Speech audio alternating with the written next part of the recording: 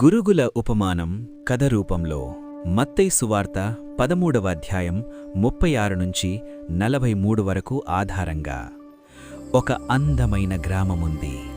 ఆ గ్రామం చుట్టూ విస్తారమైన పొలాలు.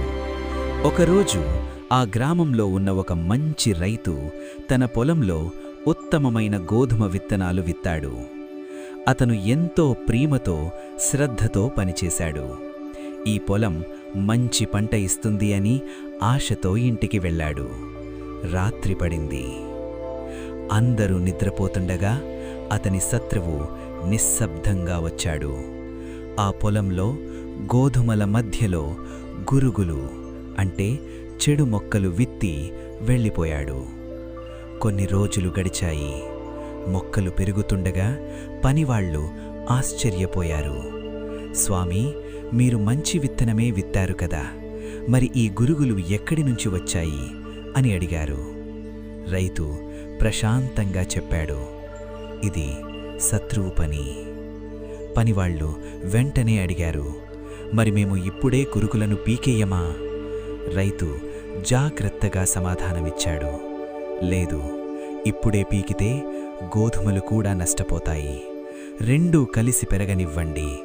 కోతకాలంలో నేను వాటిని వేరు చేస్తాను. గురుగులను కట్టెలుగా కట్టి కాల్చివేస్తాను. గోధుమలను నా గోదాములో నిల్వ చేస్తాను. సమయం గడిచింది.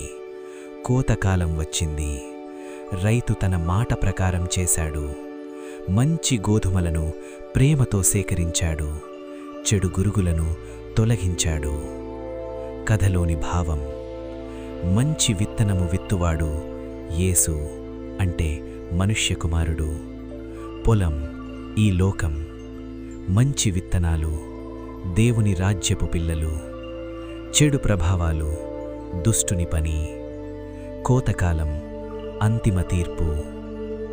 మనకు బోధ: ఈ లోకంలో మంచి చెడు కలిసి ఉంటాయి.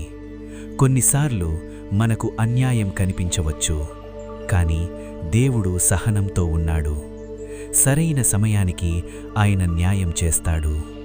మన బాధ్యత మంచి గోధుమలాగా ఎదగడం, దేవుని రాజ్యానికి తగిన ఫలాలు ఇవ్వడం.